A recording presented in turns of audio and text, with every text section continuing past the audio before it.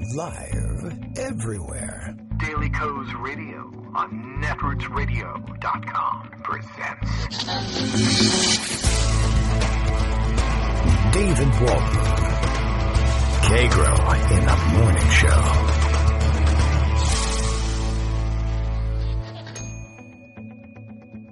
Now, here's David Waldman.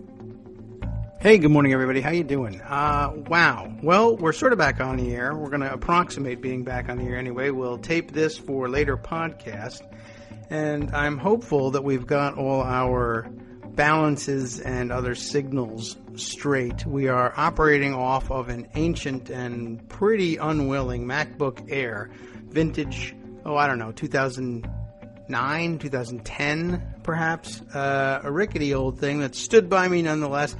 And that we were able to dig up the product licenses from our main MacBook Pro that usually runs the show, and get some of the apps that I use working on it, and whatever. I think we cobbled it together. The sound quality will be different, the production value will be different, but the information will be the same, and that's supposed to be what we're all here for. I'm here for therapy, of course. It's been very rough being off the air for a couple of days. Those of you who were with us on Thursday would have heard us get on the air late because of the initial computer crash. I might as well tell you the story, right? The initial computer crash just before 9 o'clock, and then we went off the air early as well, around 10:40 or so. Doesn't make a difference what time it is for those of you listening to the podcast. We fell short by about 15 minutes or so getting the show completed in total, I think. Anyway, the computer crashed, and it was a hell of a day. Couldn't get the computer back up and running in time to finish out the show. Things were moving really slowly. And in addition, my home alarm system was slowly failing one component at a time. It's a little weird, and of course it made it impossible to even go back. I tried to go back and record an additional segment in order to fill out the program for podcast purposes, even if the live show had fallen apart.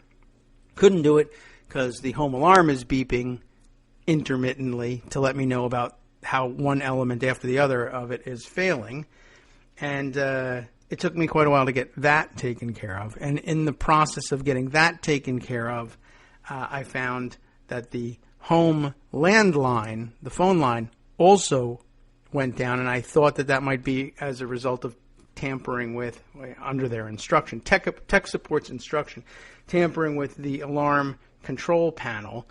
And that kept the home phone line out until Tuesday, when I finally got that back up and running with the help of the Verizon repair guys.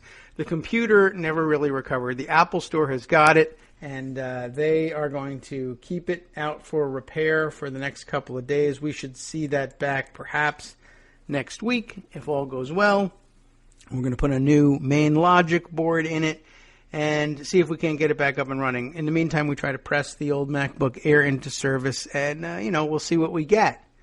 But that wasn't all, by the way, for the surprises on Thursday. Let's see. So there was the computer crashed, the alarm crashed, the phone lines went down. And at that point, by the way, I started to think, I guess at this point everybody asks, are you being hacked? Is Russia after you? I don't think I'm not that important. Why would they come after me? Okay, maybe. I don't know. Maybe it's somebody else. Maybe it's a gun nut. I don't know. I guess in some way it could all be related on, in the cyber world somewhere. A home alarm is monitored remotely, right? The phone line is attached to that. Computers could be, can get hacked all the time. That's what we usually think of when there's hacking going on.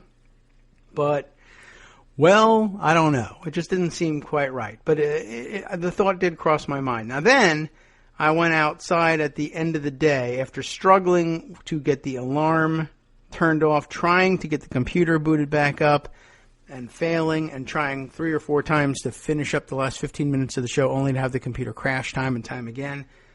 I gave up. We put out the podcast with what we had. End of the day came around, time to pick up the kids from school. Car doesn't start. Now, if the car brake lines had been cut, then I would start to really worry. And I did notice a sort of polonium taste to my Coke Zero today, but I don't know. I really doubt it. Anyway, yeah, the car wouldn't start, but those of you listening to the show know that has been a chronic problem as well. The van was on its last legs. It wasn't a terrible problem. I think it was cold out at the end of last week, and you may remember my problem is a cracked radiator. I think all the coolant leaked out. The radiator froze up. I refilled it, and it started again. It was nerve-wracking, and it was a signal that, yeah, this is about the end of the line for this car, so we had to finally pull the trigger on a van. Congratulations to me driving home in a new-to-you 2014 Honda Odyssey. I'm living the high life here. So we got computer repairs going on, a couple $100 there. The new van, several $1,000s there, of course. Let's see, the phone line. The phones were repaired for free because apparently I pay $15 a month for line insurance to Verizon. I don't know how.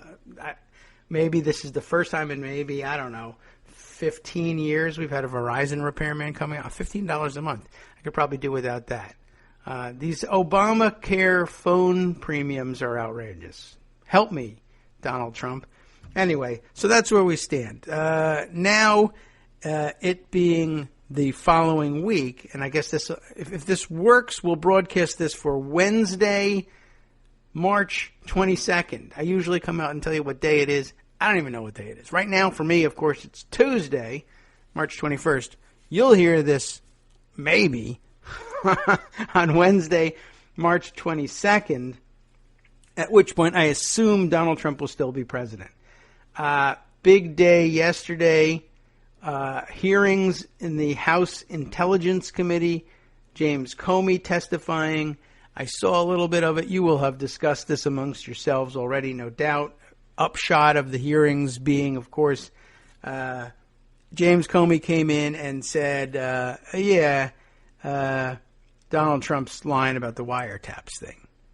More or less. But he didn't come out and say it. I don't want to characterize the tweets by the president, but I will say that we've found no evidence that indicates anything like a wiretap of his campaign headquarters. That raised red flags, of course, for some of you probably listening to this show, and you thought, will that clear it up? There probably weren't any wiretaps of the campaign apparatus, but, that wasn't really what Donald Trump necessarily said. He said wiretapping Trump Tower, and you and we wondered whether he might be thinking of the fact that they wiretapped other places in Trump Tower because it's stuffed to the rafters with Russian mobsters. Well, if you were reading Daily Kos yesterday, that would be Tuesday, which is today for me, but yesterday for you. Get it? You likely would have seen Mark Sumner writing on the front page. Why don't we just start with this one? The FBI did wiretap Trump Tower in 2013 because it's filled with Russian mobsters. It's almost as if he's been listening to the show. I don't actually believe that that's the case, but we'd welcome you, Mark. You can even come on the show and discuss what you found with us. We already know, because we're so super smart listening to Kagro in the morning. Years before Donald Trump rode his golden escalator into the presidential campaign, the FBI really did tap, with two P's, some phone lines in Trump Tower for a pretty good reason. What is that reason? For 2 years, ending in 2013, the FBI had a court-approved warrant to eavesdrop on a sophisticated Russian organized crime money laundering network that operated out of Unit 63A in Trump Tower. The FBI was particularly after Russian mafia boss, oh my goodness, there's another one with the pronunciation games, Alimzhan Toktaktunov. Let's say that. Alimzhan Toktaktunov, whose money laundering ring was bringing in millions into the U.S. from former Soviet republics. And where did these money laundering mobsters choose to set up shop? Some of the Russian mafia figures worked out of the 63rd floor unit in the iconic skyscraper. I wouldn't even call it that. Just 3 full floors below Trump's penthouse residence, running what prosecutors called an international money laundering, sports gambling, and extortion ring. Gotta have the extortion. All right. Well, isn't that a funny coincidence? He writes as a declarative statement and not an interrogatory. It's not like the floors in between are occupied by a real estate development company owned by post-Soviet oligarchs and operated by securities fraudster Felix Sater, otherwise known as those guys who built the Trump Soho, where Trump filmed The Apprentice, but who Trump claims not to know. Did Trump film The Apprentice there at Trump Soho? I didn't even realize that. But I thought that was on the 15th floor of Trump Tower. Anyway, this all according to the Financial Times, FT.com. But yes, remember when Trump said this? I don't know who owns Bayrock, Mr. Trump said. I never really understood who owned Bayrock. You don't understand anything. I know they're a developer that's done quite a bit of work, but I don't know how they have their ownership broken down. Those guys. It looks like Trump Tower was a one-size-fits-all money laundering superstore. And while the FBI grabbed some of the mobsters they were looking for in 2013, at least one of them slipped past them, only to turn up at Trump's Miss Universe pageant in Moscow. All the Trump properties. Gee whiz. 5 months after the April 2013 indictment and after Interpol issued a red notice for Toktakunov, the fugitive appeared at near Donald Trump, in the VIP section of the Moscow Miss Universe pageant. Trump had sold the Russian rights for Miss Universe to a billionaire Russian shopping mall developer. Okay, Trump world is just overwhelmingly full of giant-sized coincidence, writes Mark. It was following up on one of Toktakunov's associates that kept the phone wires at Trump Tower connected to the FBI through 2013. The Trump building was home to one of the top men in the alleged ring, Vadim Trincher, who pleaded guilty to racketeering and received a 5-year prison term. He is due to be released in July. Congratulations. Maybe you'll get pardoned by the president. Everything was moving in and out of there, said former FBI official Rich Frankel, now an ABC News consultant. Was there a wiretap at Trump Tower? Damn right there was, because Trump Tower is a hotbed of illegal activity, and it's just part of the open for business sign Trump hung out for Russian mobsters. There's another little bit here that says ABC News conducted a review of hundreds of pages of property records and reported in September that Trump-branded developments catered to large numbers of Russian buyers, including several who had brushes with the law. Russian buyers were particularly drawn to Trump-licensed condo towers in Hollywood and Sunny Isles, Florida. Hollywood, Florida, and Sunny Isles, Florida. There, for those of you following along, not Hollywood, California. Local real estate agents credited the Russian migration for turning the coastal Miami community into what they called Little Moscow. And they did call it that. And indeed, I have got an interesting piece somewhere in pocket here that discusses just that. It's really interesting. Not the ABC News investigation referred to up here. Is there a link to that one? I really would like to see that one. But I skimmed over this one by Reuters, and you'll have to excuse the mouse clicking noise. We're going to pick up a lot of that, I think, on our makeshift program. Who were the wealthy Russians investing in Trump luxury buildings, asks Nathan Lane, among others, over at Reuters. The Reuters investigation, it actually ended up, I guess that was an early title. Pocket gave me that one. The one they finally ran with, Russian elite invested nearly $100 million in Trump buildings. And I've skimmed through this thing, and it's interesting, and you'll hear some more names, some of which you'll recognize, some of which are new, popping up in this article if you skim through it.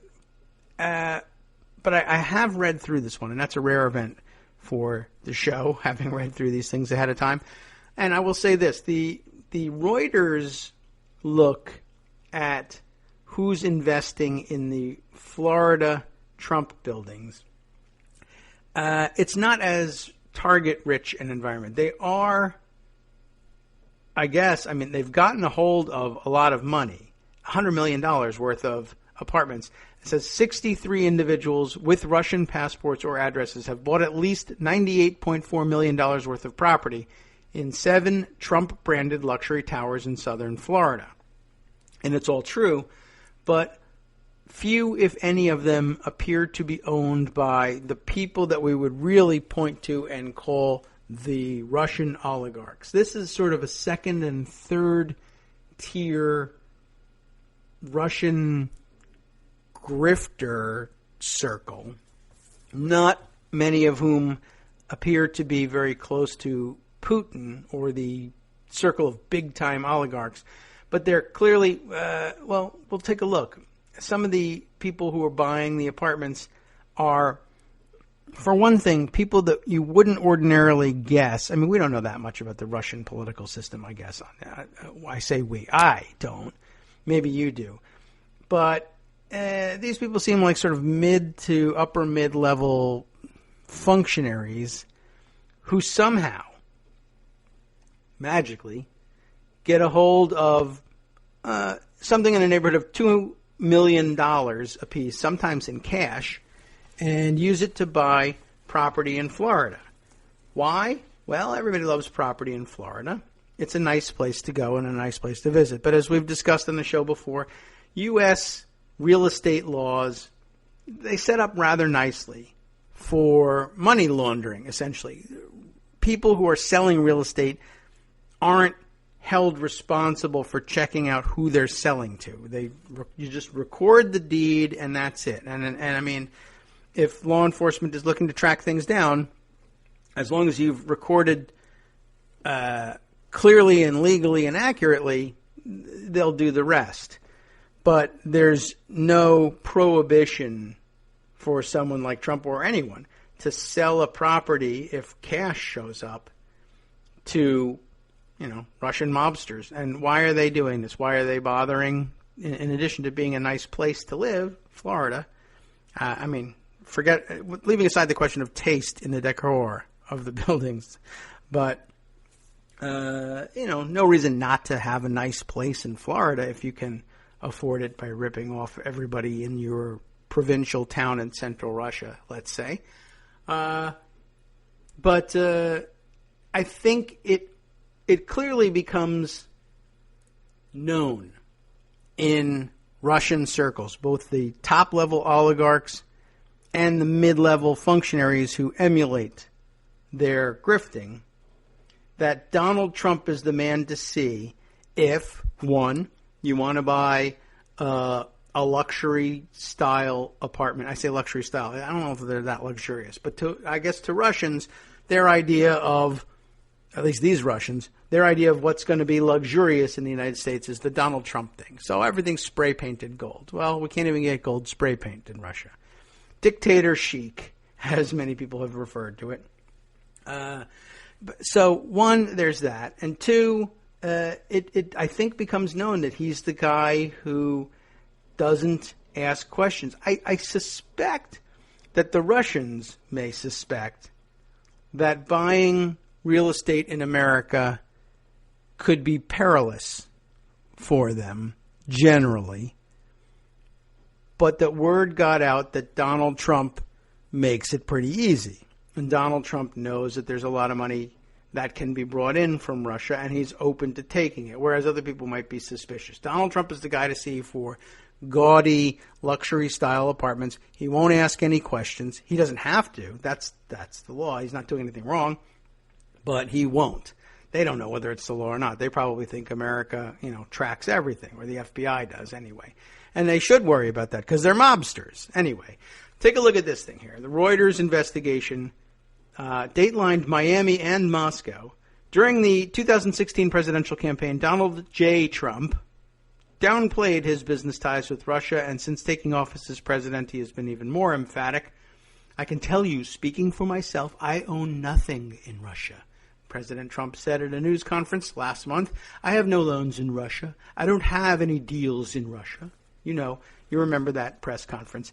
That was never the question, of course. In the United States, members of the Russian elite have invested in Trump buildings. It's not the other way around. A Reuters review has found that at least 63 individuals with Russian passports or addresses who have bought at least $98.4 million worth of property in 7 Trump-branded luxury towers in southern Florida.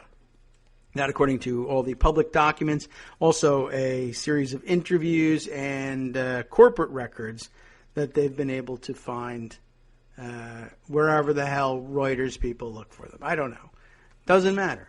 We have the results. The buyers include politically connected businessmen, such as a former executive in a Moscow-based state-run construction firm that works on military and intelligence facilities.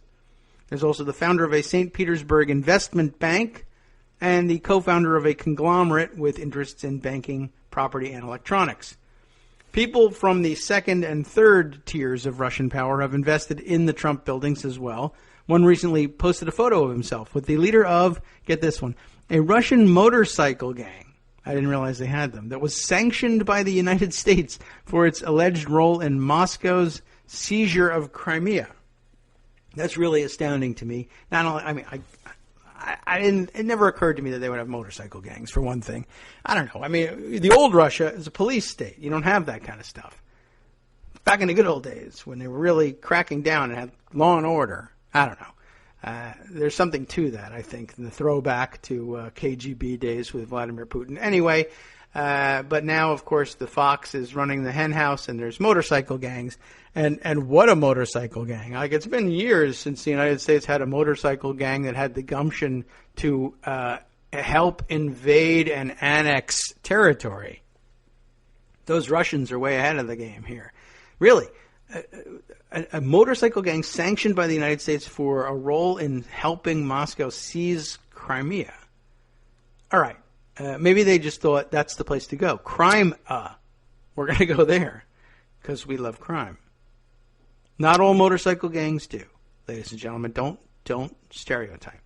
This one does, but okay. The Reuters review of investors from Russia in Trump's Florida condominium buildings found no suggestion of wrongdoing by President Trump or his real estate organization. That in part because there's hardly anything you can do wrong as a real estate organization so long as you record a deed when you sell something to somebody. And if they want to buy it as, Smith Inc. LLC, not that much you can do about it. All right. So no wrongdoing by President Trump is suggested here, and none of the buyers appear to be from Putin's inner circle. The White House referred questions from Reuters to the Trump Organization, whose chief legal officer said the scrutiny of the president's business ties with Russia was misplaced. I can say definitively that this is an overblown story that is media created, Alan Garton said in an interview. I've been around this company and I know the company's dealings. The tally of investors from Russia may be conservative, as it turns out. The analysis found that at least 703, or about one-third, of the owners of the 2,044 units in the 7 Trump buildings in Florida are limited liability companies, or LLCs, which have the ability to hide the identity of a property's true owner. 700 times over. And the nationality of many buyers could not be determined either. As it turns out, Russian Americans who didn't use a Russian address or passport in their purchases wouldn't have been included in this tally. The review focused on Florida because the state has a large concentration of Trump-branded buildings, and determining the ownership of properties is easier there than in some states. The resort town of Sunny Isles Beach, site of 6 of the 7 Trump-branded Florida residential towers, stands out in another way. The zip code that includes the Sunny Isles, the buildings anyway, has an estimated 1,200 Russian-born residents, among the most anyway, in the country, U.S. Census data shows. The Trump Organization advertises all 7 Florida buildings on its website as it pursues similar branding deals around the world. Exactly how much income Trump has earned from the buildings is unclear. 6 of the 7 properties were the product of an agreement with the New York property magnate, which the New York property magnate, that's Trump, struck in 2001 with father and son American developers Michael and Gil Deezer, D-E-Z-E-R. The 6 buildings operated by the Deezers in Sunny Isles would bear Trump's name under a licensing agreement.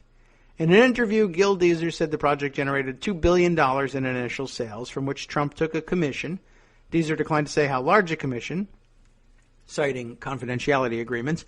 Garton, the Trump Organization's chief legal officer, said Trump's income was a mix of flat fees and percentages, but declined to disclose them. Edgardo de Fortuna, a leading Miami developer, estimated that Trump likely made between 1% and 4% in initial sales commissions, based on the standard fee paid on similarly branded projects. If so, Trump stood to reap a total of $20 million to $80 million in Sunny Isles. Trump receives no commission on subsequent sales in all 7 of the Florida residential towers. He continues to make money from one of the 6 Sunny Isles buildings, however, according to disclosure forms Trump filed in the presidential race. One of the few things he actually bothered to disclose, I guess. The disclosure form states that Trump received between $100,000 and $1 million, that's a big range, from a business called Trump Marks Sunny Isles 1, Roman numeral 1, LLC. Typical of the way they name their LLCs and organizations like this.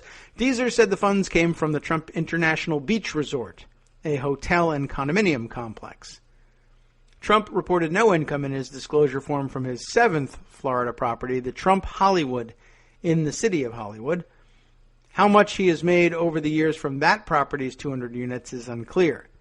BH3, an investment fund which took over 180 units in a foreclosure sale, paid Trump a licensing fee of $25,000 for each unit, according to Daniel Liebensohn, a principal at the BH3 fund. If the remaining 20 units generated the same fee, Trump's take would have been $5 million. Garten declined to confirm Trump's commission. Informed of the Reuters analysis of Trump's Russian condo investors, 2 Democratic opponents of the president, Senator Ron Wyden of Oregon and Congressman Adam Schiff of California, renewed their calls for greater disclosure of his finances. While the president has denied having invested in Russia, he has said little or nothing about Russian investment in his business and properties in the United States or elsewhere, said Adam Schiff, ranking Democrat on the House Intelligence Committee. This should concern all Americans and is yet another reason why his refusal to release his tax returns should be met with considerable skepticism and concern.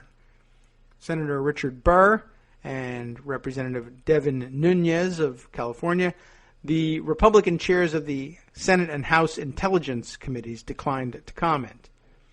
Schiff, as well as 2 U.S. intelligence officials and 1 former senior law enforcement official who spoke on condition of anonymity, said the Russian government sometimes directs funding at prominent individuals in the United States and Europe in hopes of improving their perception of Russia. Reuters found no evidence of such an effort with Trump. Garten, the Trump Organization's chief legal officer, scoffed at the idea. "This is politics at its worst," he said. The next section here is entitled Russian Elite, and they're not as elite as they are in some of the other concentrations of Russian emigres, I guess you might try to call them, like Trump Tower, but okay. One wealthy Russian buyer, begin here. The glimpse inside the condominium dealings offers a look at how the wealthy in Putin's Russia use foreign property to stow cash. Not the wealthiest, they also do that, but this is sort of the mid-level folks. One wealthy Russian buyer was Alexander Yuzvik. In 2010, he and his wife bought Unit 3901 of Trump Palace in Sunny Isles for $1.3 million, according to Florida property records.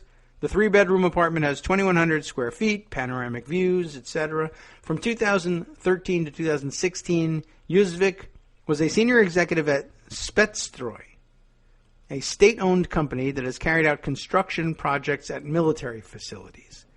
The Spetstroy website says the firm was involved in construction projects at the Moscow Training Academy of the FSB, Russia's primary civilian intelligence service and successor to the KGB. Spetstroy also did construction work in the administrative building of the General Staff of the GRU, which is Russia's military intelligence service. In a statement to Reuters, Spetstroy and Yuzvik Spetstroy said Yuzvik worked there until he stepped down in March of 2016. Employees of some state-owned Russian companies are typically required to disclose their assets and income. Yuzvik and his wife declared in 2013, in a publicly available declaration, they list only assets inside Russia. The Florida condo isn't included in their disclosure. Yuzvik could not be reached for comment. Andrei Truskov,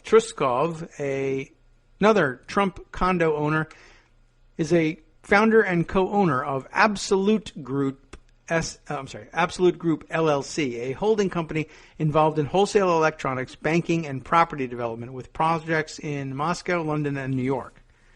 The wholesale electronic business is the biggest in Russia, according to, that's what an Absolute representative told Reuters anyway. The company does not disclose its financial results. Truskov bought apartment 1102 in the Trump Hollywood for $1.4 million in 2011. Another 3-bedroom, 3.5-bath unit, 3,100 square feet, according to the online real estate listings.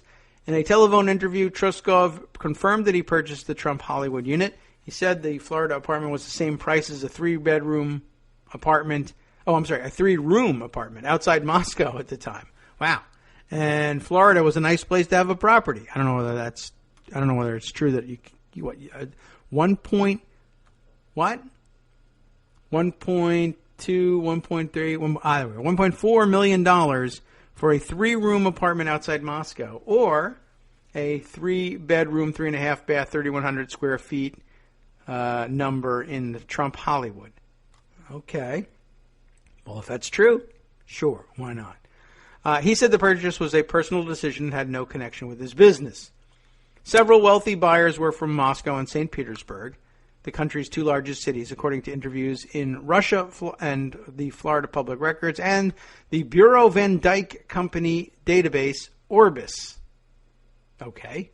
Among them, other wealthy dudes, Alexei Yusteyev, the founder and president of St. Petersburg-based Viking Bank. That has nothing to do with Iceland, I'm sure, Viking. One of the first private investment banks established in Russia after the fall of communism.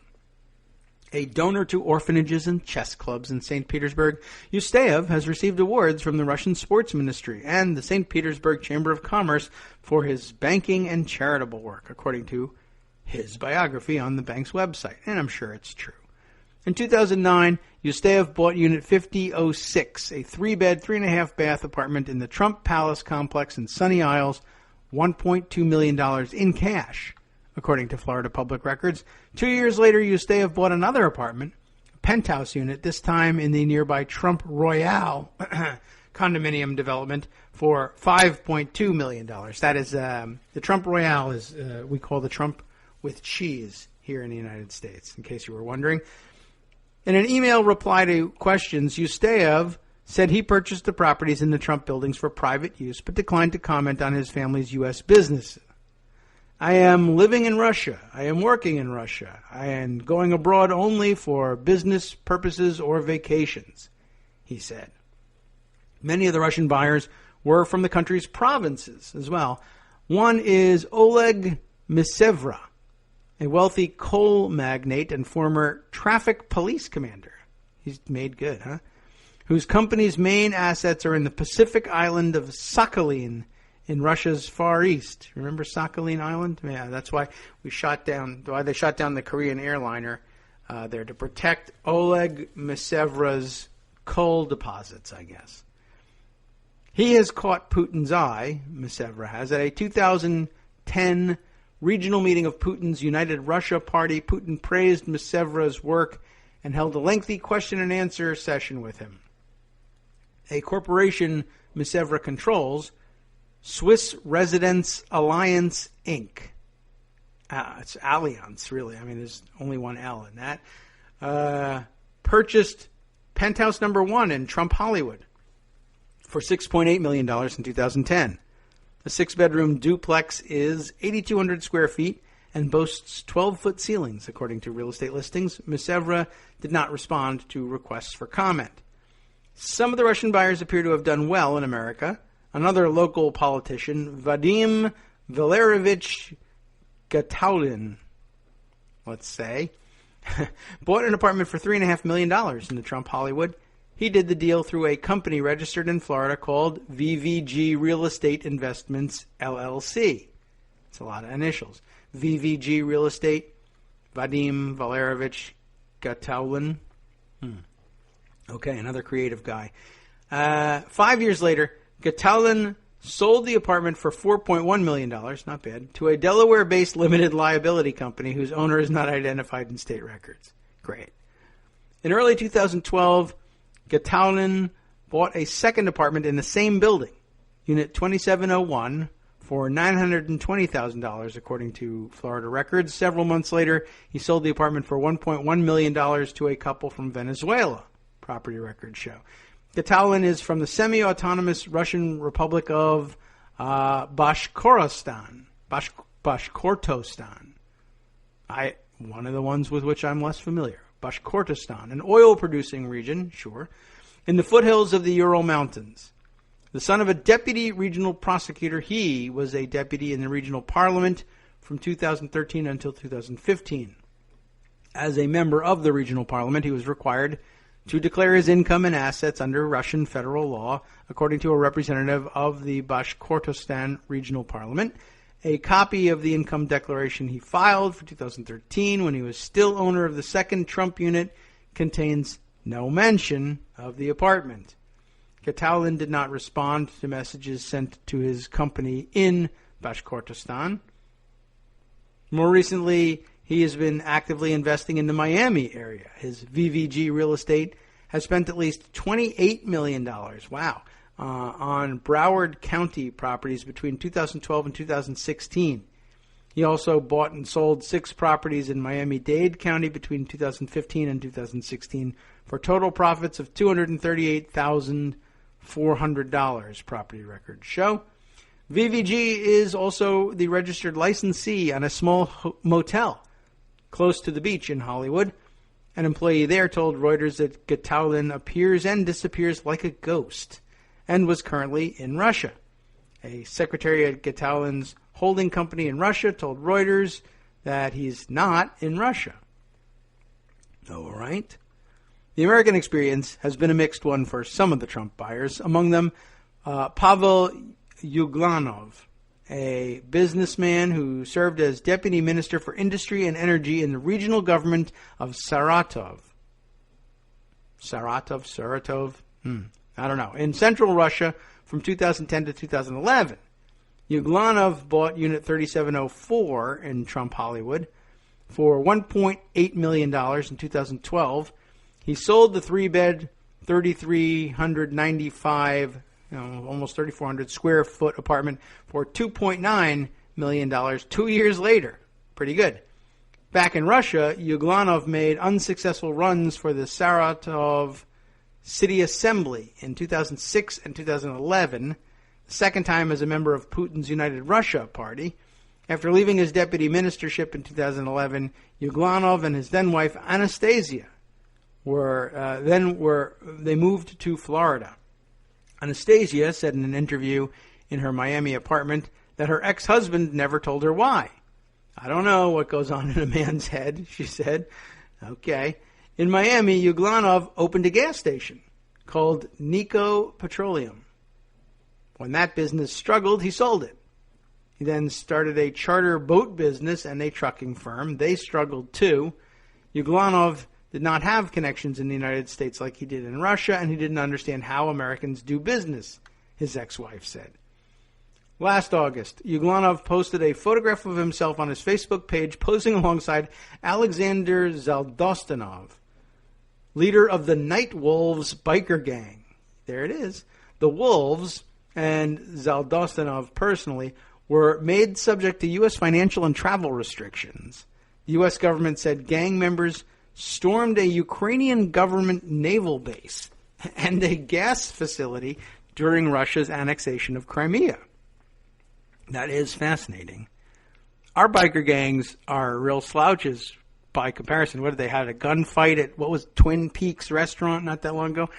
Scary and all that, but they're not storming government naval bases or gas facilities for that matter. That's very interesting. An aide to Zaldostanov. The motorcycle gang guy has an aide. An aide to him did not respond to questions from Reuters, amazingly. The group, in interviews with Russian media, has denied storming the base and the gas facility. So they're on record as saying no. They're not terrorists. They're not looking for publicity. Very interesting. Zaldostinov has had multiple meetings with Putin, according to the Kremlin's website. So it's open. The Russian president awarded Zaldostinov the country's Medal of Honor in 2013. Wow. I don't know that it's the same level of recognition as our own Congressional Medal of Honor, but that's interesting. In a phone interview late last month, Yuglanov confirmed the Trump apartment purchase. He said it was a personal matter and declined to answer questions. Basically, my private life is not your business, he said. Okay, and just by way of reflecting this into the record here, there's a picture of Yuglanov and Zaldostinov here. And Yuglanov looks every bit the Russian businessman dude. He's in casual clothing here, but whatever. Zaldostinov is in less clothing than the other guy. He's shirtless. He's a big muscular dude with lots of tattoos, as bikers often are. Although a lot of times they're not necessarily muscular, but this guy is. That's why he's shirtless all the time. Plus, you can see his tattoos. Got a big beard. A full beard, not a ZZ Top beard, but a big full beard, and what looks to be long hair, maybe pulled back in a ponytail behind his back. You can't really see it. Anyway, I guess they look the parts. They're from Central Casting, Donald. You can call them. All right, so what's up here? The Rainmaker is our next section for Deezer, the American partner in Sunny Isles. The 6 buildings have been a win for his family, the Trumps, and Sunny Isles. Trump visited the sites at least 4 times as the buildings, including a hotel, were constructed and promoted between 2001 and 2011, according to Deezer and former employees of Deezer's company. Trump had an approval over the look of the buildings and the apartments, Deezer said. His people were very much involved in control and construction. They were down here once every quarter checking on us, on the progress. They wanted to see that we were making money. Then in 2008, when the housing market crashed, buyers defaulted on 900 Trump apartments. Woof. According to Deezer. Deezer said he worked hard over the coming years to pay back creditors. Until those 900 apartments were sold off, Trump did not earn any money from them, he said. Foreign buyers bought into the Trump buildings as the developers dropped their prices after the crash, according to Deezer and local realtors. The majority of these buyers were from South America, with a smaller percentage of Russians and other former Soviet nationals. Tanya Tsveyer, T-S-V-E-Y-E-R, Tsveyer,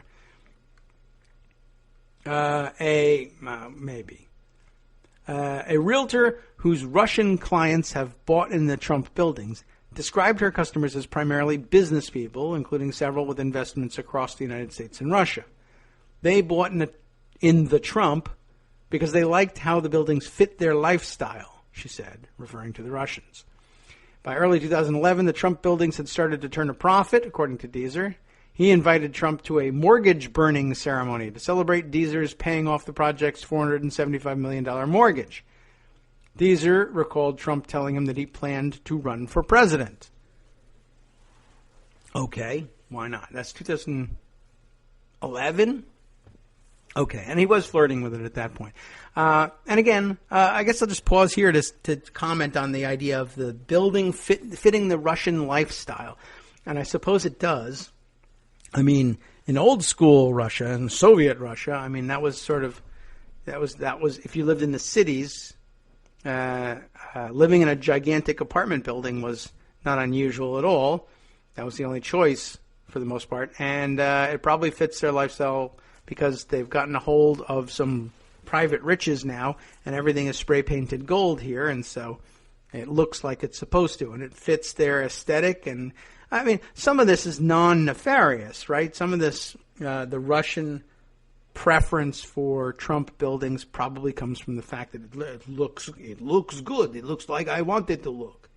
It's got nice gold-painted fixtures, lots of luxury, whatever. So it fits their aesthetic. But I think there's also other non-nefarious things like, I want to live near other Russians, or my friend bought in this tower and I'd like to live near him, or maybe just a matter of, my friend bought in this tower and I'm kind of nervous about going to the United States and just buying an apartment in a place that's unknown, and how will I get along, and will it be good? I want to take my friend's recommendation. I want to live near where they are. I want to deal with a real estate agent who speaks Russian, maybe.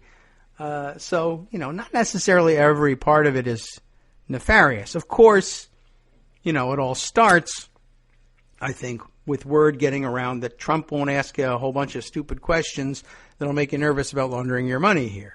He knows the game, and he knows what he can and can't get in trouble for, and he's willing to take your money and turn it into more. Anyway, back to the mortgage burning party to which Deezer invites Donald Trump, and Donald Trump tells him he plans to run for president, not instead of going to the party, though, because he does show up at the party. Deezer, his father, and Trump gleefully set flame to a stack of mortgage documents, applauded by a crowd of tenants from the Trump buildings and local business people. A video of the event shows Trump smiling, joking, and working the crowd. This is his joke, too. This is great. The very Trump phrasing plus, randomness. I guess he sees the fire and says, I was with Michael Jackson when he had the hair burned with the Pepsi, and it was a disaster, Trump told revelers, referring to the time the pop superstar's hair caught fire during the 1984 filming of a Pepsi commercial. I am sitting next to that friggin' fire, and if my hair goes, I am out of business. That's, semi-funny. Is it true? Does anybody know whether he was actually there during the filming of that Pepsi commercial? That's the sort of thing he would claim without it actually being true. So it's not a big deal. It's just another thing, but whatever. Another log on the fire, we'll say. How about that? Deezer and Trump got help selling the condos from Elena Baronoff, who immigrated from the Soviet Union in the 1980s. Baronoff, who grew up in Uzbekistan, and I can say that one, had been active in Soviet cultural associations. In Miami, she soon began bringing Russian tour groups to Miami. Gil Deezer's father, Michael, recruited Baronoff to work alongside the Deezer Corporation. She traveled to Moscow, St. Petersburg, France, and London to bring in Russian buyers, according to Deezer, selling apartments to them for between $1 million and $2 million. Baronoff was diagnosed with leukemia in 2014 and died a year later. She was huge. She was big for them, Deezer said, referring to the Russian buyers. No one has filled her shoes. So, that's actually the end of the piece there. And like I said, it doesn't have the juiciest details, but it's got great background information, fills in some of the blanks, and of course gives us the opportunity to contemplate this a little bit and get our heads around the idea that not every single piece of this stuff is necessarily nefarious, but once the first piece is in place, it all starts to fall into place. And right down to the detail, which I had forgotten about, but I think it's pretty easily predictable, just sending a salesperson to Russia and saying, if you have cash you want to park overseas, great way to do it, real estate. Great person to do it with, Donald Trump. He doesn't ask a whole lot of questions. Lots of Russian mobsters live in his buildings. Lots of them live in the building he lives in, the Trump Tower in New York. If you don't have Trump Tower money, you can own Trump Royale place down in Florida. The weather's warmer anyway. You might rather be down there. $1 million, $2 million. No questions asked where you got the money. You can be a traffic cop. You can be a city commissioner. If you got $2 million, we'll give you a place in a Trump building. And it's nice. It's, like we said, it's painted gold. It fits the dictator chic look. Your friends are buying there. Half the building speaks Russian. We can do the deal in Russian. It makes Russians very comfortable. And why do you want to make Russians comfortable?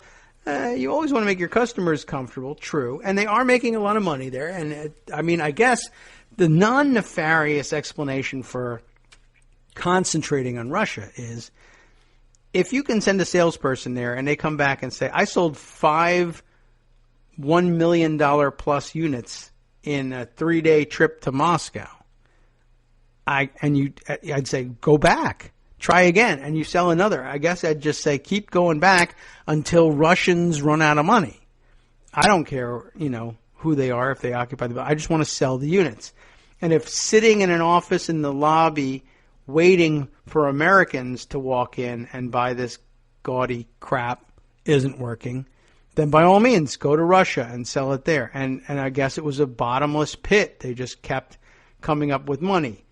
So that's sort of like the semi-non-nefarious explanation, right? You just go there. I don't know who these people are. They show up with money, and I take it and give them the deed to a unit. What do I care? Of course, underlying all of that really is the knowledge that the reason you never hit the bottom of the well going back to Moscow on sales trips is there are so many people who've stolen so much money and need so desperately to get it out of the country and convertible to dollars that no one will ask questions about, and they have someplace to escape to if everything goes south. Well, I guess if everything goes south, you don't want to go south, but somebody else is south. If everything goes to South Russia, to the Crimea, let's say, you can escape to the south of the United States. It makes sense as an investment because they're criminals in many cases, and because in many cases the money is stolen, and because in many cases they value very highly the no questions asked ability to convert their stolen rubles into clean-ish American dollars, or at least resellable American real estate, that the party never stops. It doesn't necessarily mean that Trump is interested in selling only to thieves from Russia. It's just, I sell whenever we go to Russia. And the only people with money to buy this stuff in Russia are thieves, but that's not my problem. That's Russia's problem. When they come to the United States, if they behave themselves, what do I care? It's a very good racket, and they're doing very well by it. That's all I can say. I don't know. It's very weird.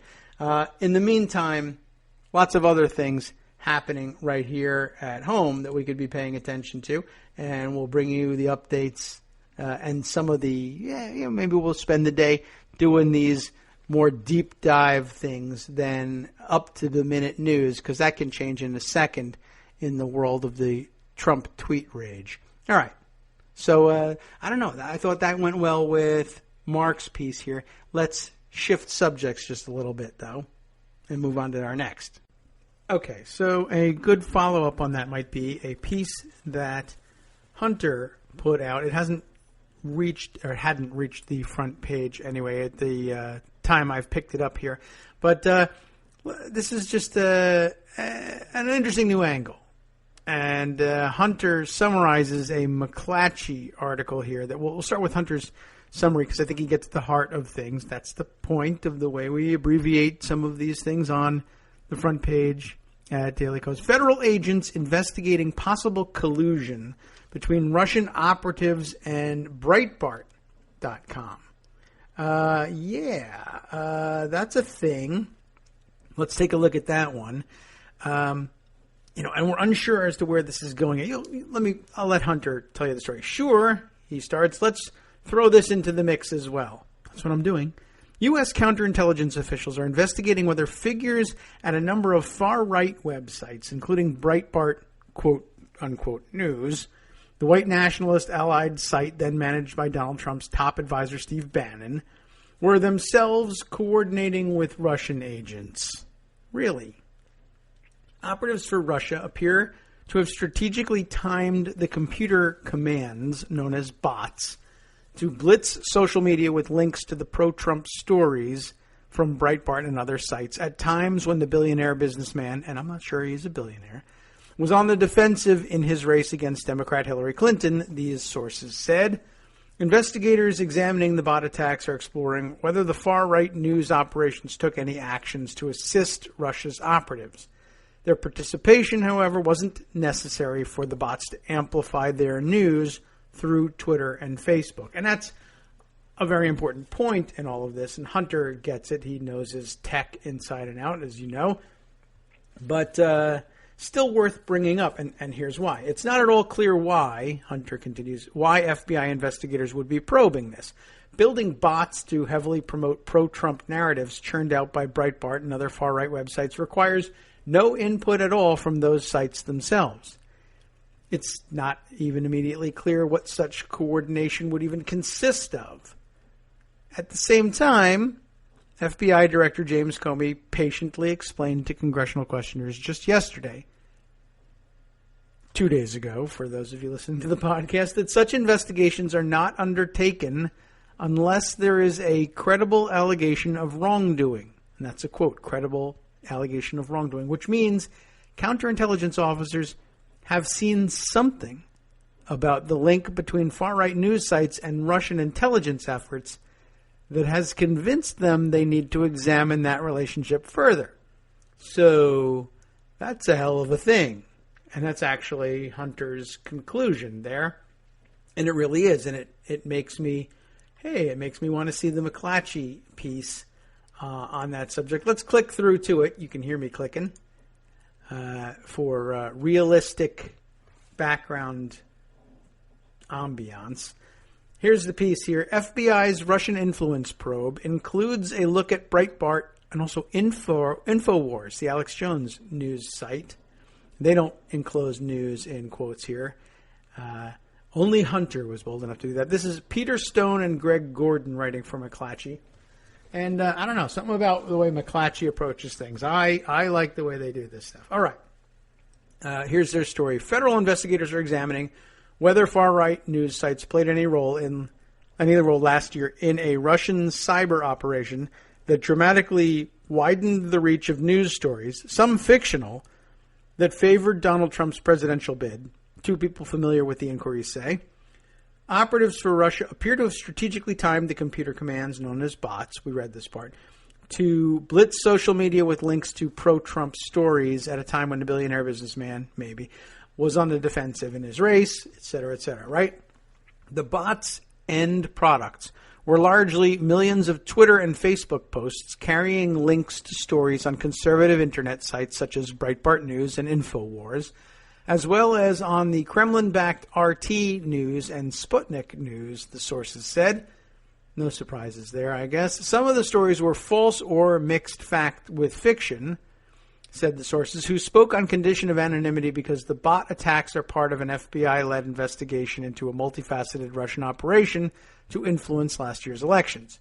Investigators examining the bot attacks are exploring whether the far-right news operations took any actions to assist Russia's operatives. Their participation, however, wasn't necessary for the bots to amplify their news through Twitter and Facebook. The investigation of the bot-engineered traffic, which appears to be in its early stages, is being driven by the FBI's counterintelligence division, whose inquiries rarely result in criminal charges and whose main task has been to reconstruct the nature of the Kremlin cyber attack and determine ways to prevent another.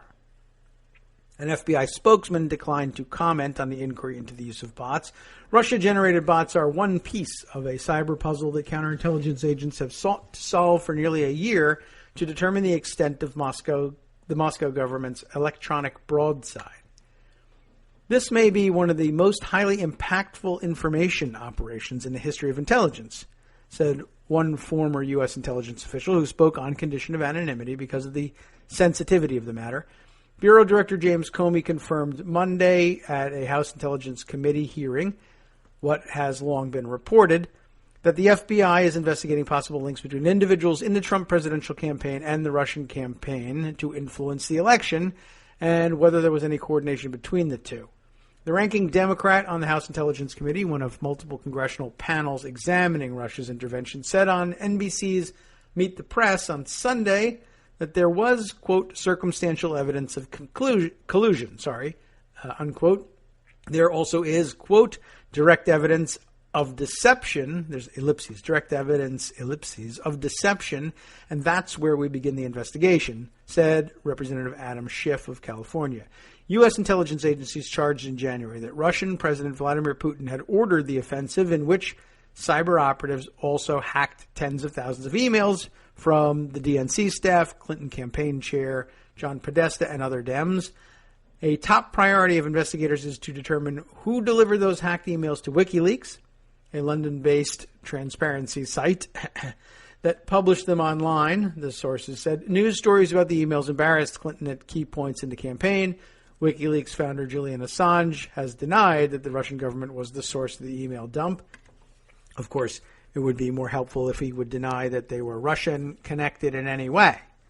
But I don't know that he wants to cooperate. As for the bots, they carried links not only to news stories but also to Democratic emails posted on WikiLeaks, especially those hacked from Podesta and made public in October, said Philip Howard, a professor at the Oxford University Internet Institute, who has researched the bot attacks. Howard said that, as an example, bots had spread links to fictional stories that accused Clinton of involvement in running a child sex ring in the basement of a Washington pizza parlor. You all know that story. The posts inspired a North Carolina man to drive to Washington and fire an assault weapon in the restaurant, according to police reports. Howard's study of bot-generated Twitter traffic during last fall's Trump-Clinton campaign debates showed that bot messages favorable to Trump significantly outnumbered those sympathetic to Clinton. He said his research showed that Americans who call themselves patriotic programmers also activated bots to aid Trump. In interviews, they described coding the computer commands in their spare time, Howard said. Unlike counterintelligence investigators with more cyber sleuthing capabilities, Howard has not established that Russia was the source of the bot attacks he studied.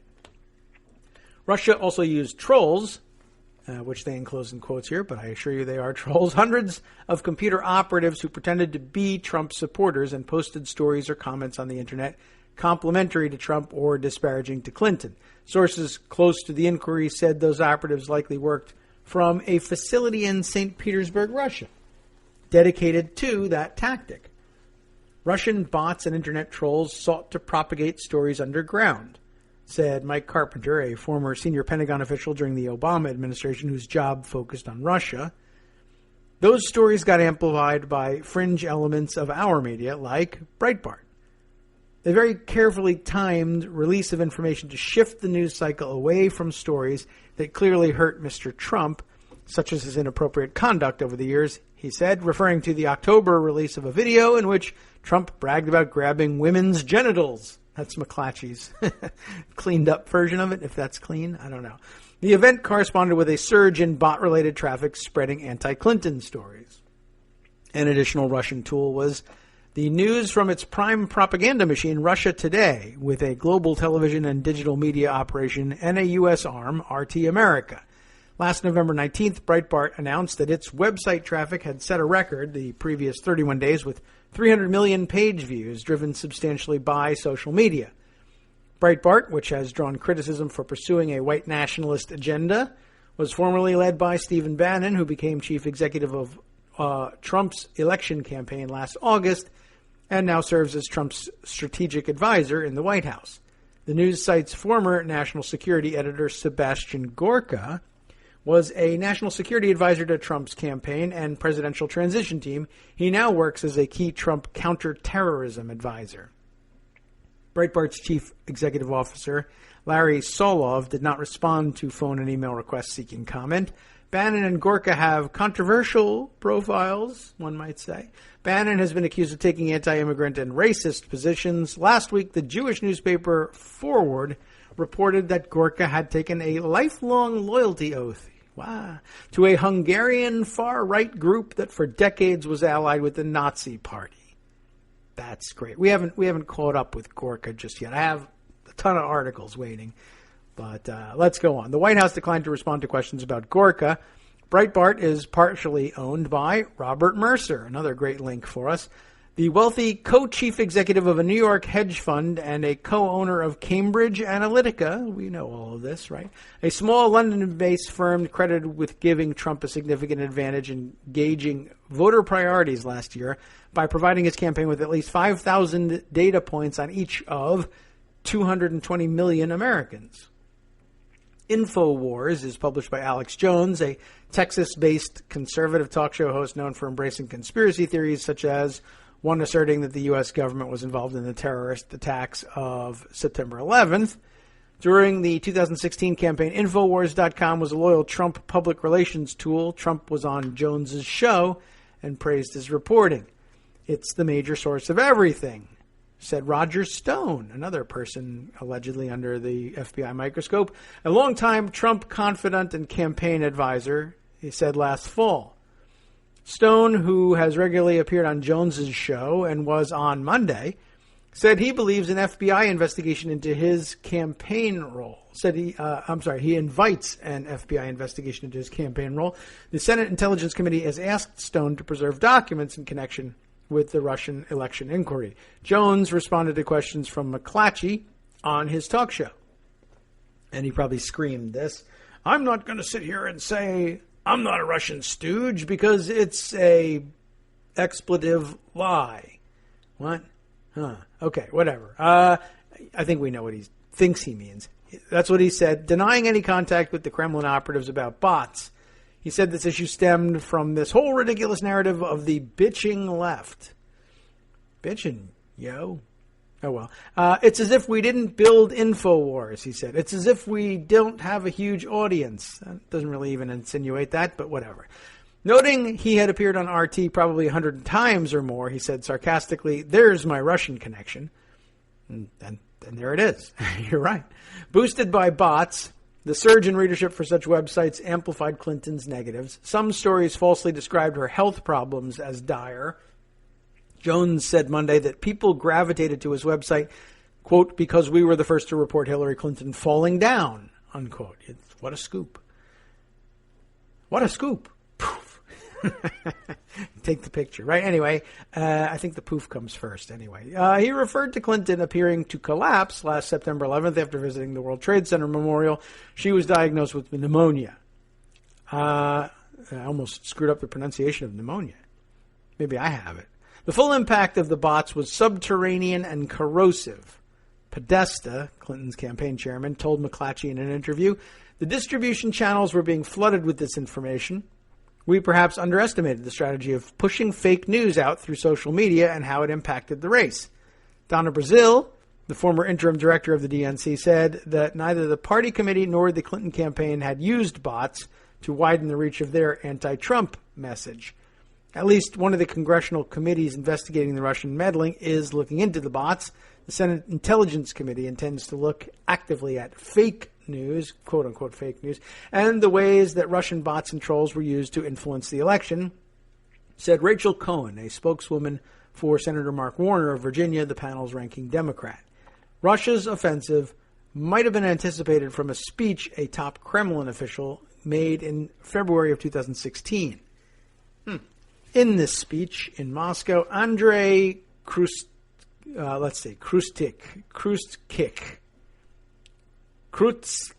Wow.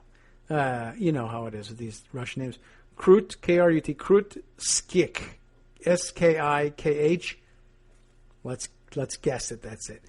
Told a conference of Russian computer security officials that the Putin government would be unleashing a cyber nuclear attack reminiscent of Russia's 1949 development of the atom bomb. Oh, he said that? Krutskik, whose speech was first reported by Washington Post columnist David Ignatius and independently confirmed by McClatchy, also reportedly said the offensive would cause U.S. officials to gain respect for Russia's cyber capabilities. I think that's fair to say we have.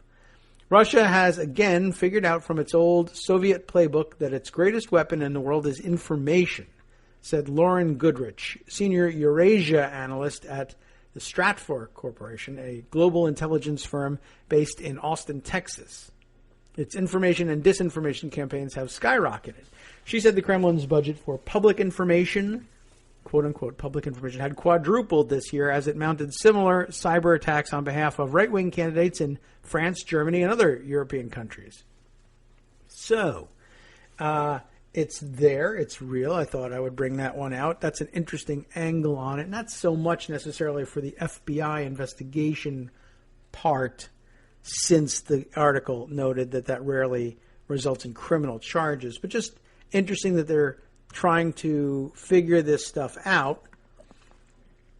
And I think particularly interesting for raising the possibility that Breitbart and, to some extent, InfoWars was involved in some way. Again, it's hard to figure how. I mean, you certainly don't need their cooperation. The bot programmers can just say, I think it would be pretty reliable for them to say, just take whatever is on the front page of Breitbart or InfoWars pretty much at any given time. If you really don't want to put any work into it, just take whatever's there. But, you know, if you've got an English speaker, read the articles that come up on the front page and find the ones that would be good for Trump or bad for Clinton and let the bot army go to work on that.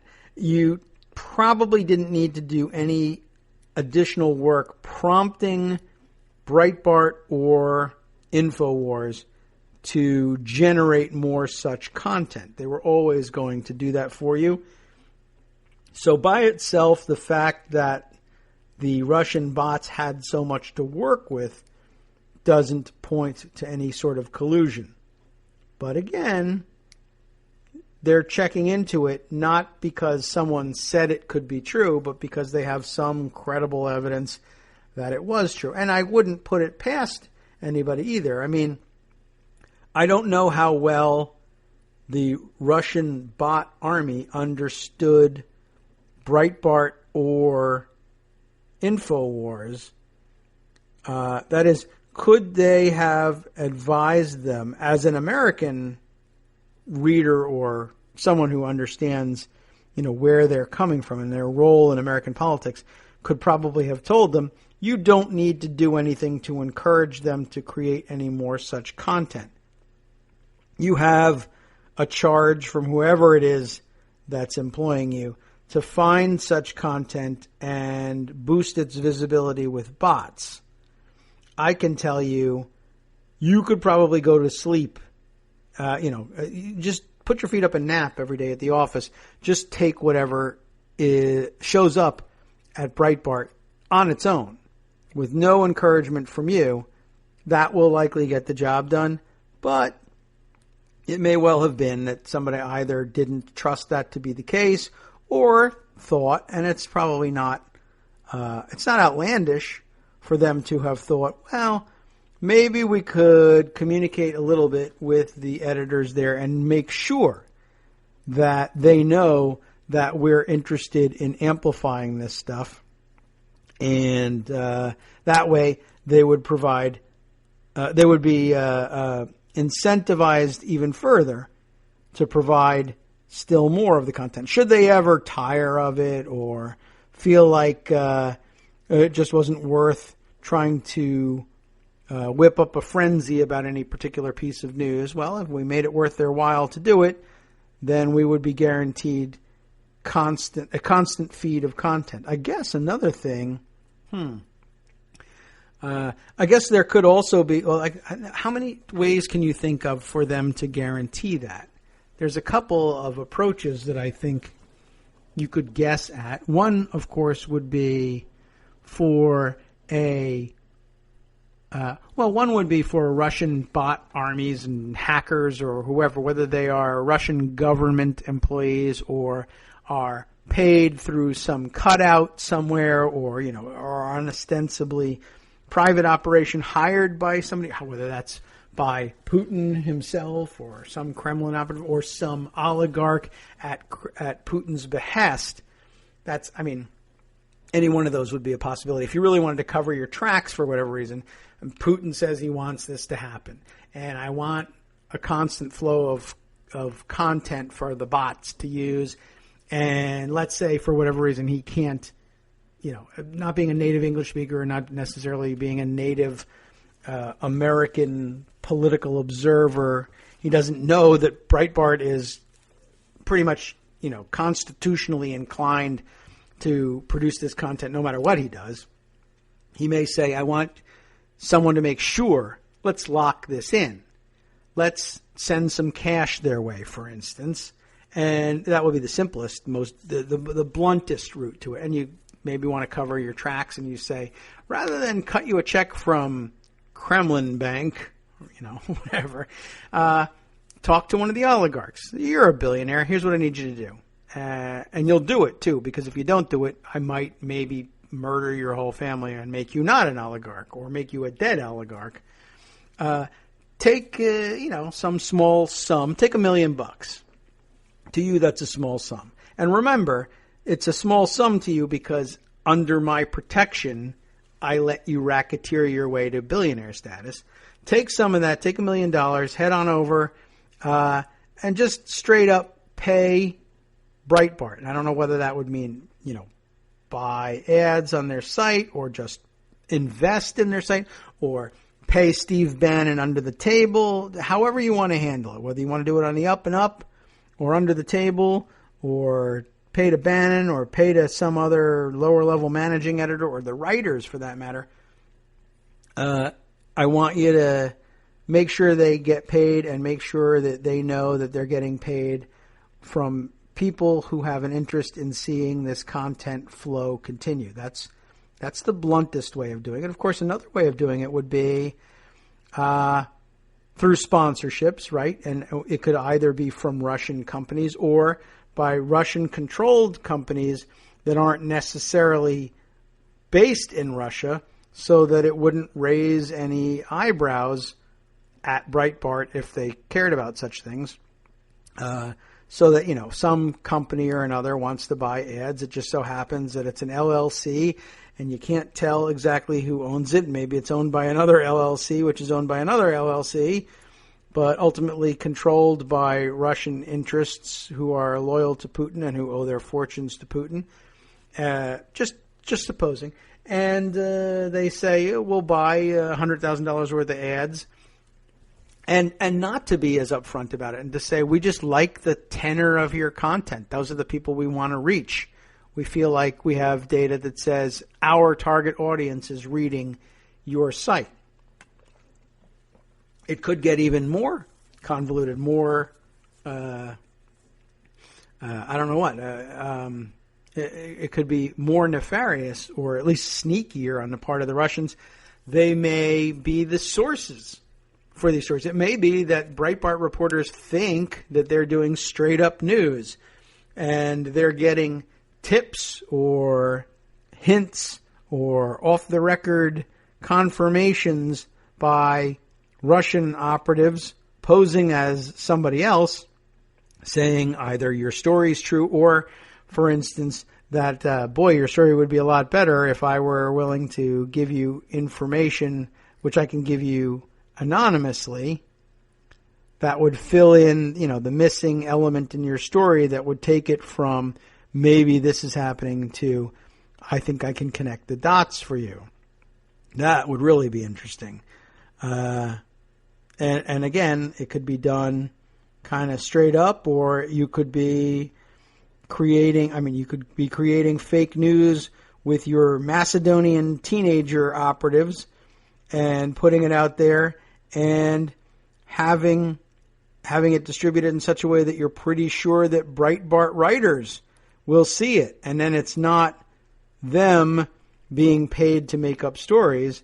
It's them reflecting what's already out there on the internet. If you were savvy about the way Breitbart operated, you would probably eventually figure out that their version of journalistic standards allows for running a headline that is, well, probably a little bit misleading or overblown at the very least, but based on, reportage that's out there. I mean, yeah, they're going to pay more attention to right-wing and or conspiratorial sites, and if they are packaged up and presented like they are, granted right-wing slanted, but actual news or investigative sites, whatever it takes, getting the Breitbart writers enthusiastic about turning to this new Drudge report of the right,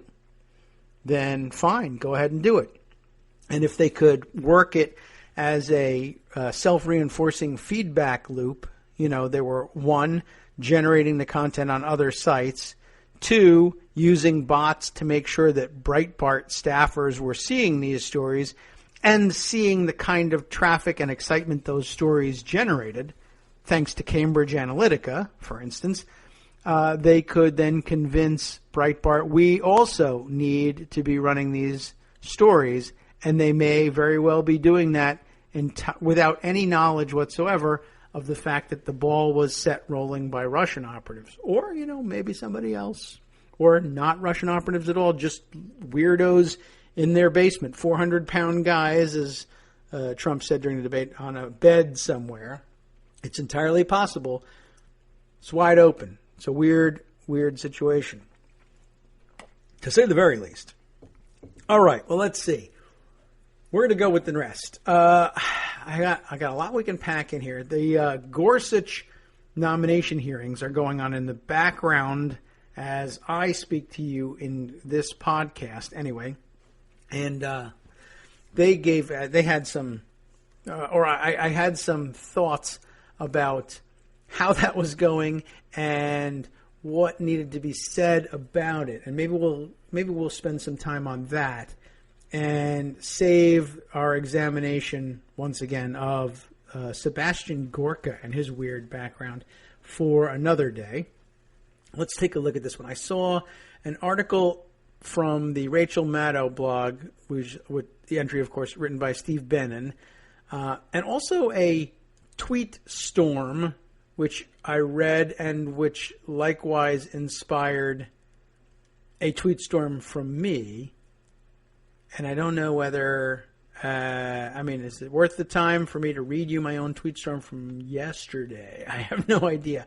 But let me start here with what's going on with the Gorsuch nomination from Steve Bannon here. Gorsuch nomination creates important test for Senate Democrats. A lot of people, a lot of wondering going on about, well, what should they be doing? What, should they be filibustering? Should they absolutely filibuster Gorsuch or not? Just as people have asked me on Twitter and in the background during the show sometimes, shouldn't Democrats be opposing all of Trump's nominees, cabinet level or otherwise? For me, for you, it's probably an easy question. For actual senators representing actual states, it will be a little bit more nuanced. I still come down on the side of, honestly, you should just do whatever you can to obstruct for as long as you can. And, again, for me, it's an easy vote. Yeah, I would probably vote to filibuster Gorsuch. There's mitigating circumstances which are worth acknowledging, but I don't think change the outcome here for me. And likewise with the appointees, I sometimes am moved. I guess my democratic instincts say, well, this or that nominee, they may not be the worst one in the world, or they might not deserve to have the backlash that Senate Republicans deserve for their actions to be brought to, visited upon them. But I sorted a bit of that out in my tweet storm yesterday. But let's take a look at the Gorsuch nomination just to stay a little bit more focused here. I know that's difficult for me. Steve Bannon's article here. When Judge Neil Gorsuch arrived in the Senate yesterday, he did start Monday, of course, to begin his Supreme Court confirmation process, there was a little news before the nominee even sat down. Senator Michael Bennet of Gorsuch's home state of Colorado joined the nominee and graciously introduced him to the Senate Judiciary Committee. It's the sort of thing a senator ordinarily does when he or she supports a nomination, which meant Bennet was already undermining Democratic opposition to Donald Trump's high court nominee before the process had even begun in earnest. Roll Call reported Bennet did not say if he would support Gorsuch for the high court, telling the committee, "I am keeping an open mind on this nomination." His introduction did highlight what he saw as two clouds hanging over the proceedings, which the committee's Democrats also acknowledged. The first is the Republicans' refusal to hold a hearing or a vote on President Barack Obama's nominee to fill the vacancy, Judge Merrick Garland. Bennet said it was tempting to deny Gorsuch a fair hearing, but two wrongs never make a right. Okay. Now Steve Bannon responds. That's an interesting principle, actually. Under normal circumstances, it's fairly compelling to think powerful policymakers should act in a mature and responsible fashion, steering clear of pettiness and needlessly cheap efforts to score partisan points. Many understandably grow weary of tit-for-tat schemes. Not Donald Trump. He can't get enough, though he's not so interested in the tats, I think. Anyway, Steve continues here. I have a few straightforward follow-up questions for the Democratic senator. Two wrongs may not make a right, but what does? Given the circumstances, what's just in this situation? How will rewarding Republican maximalist tactics move us any closer to what's right.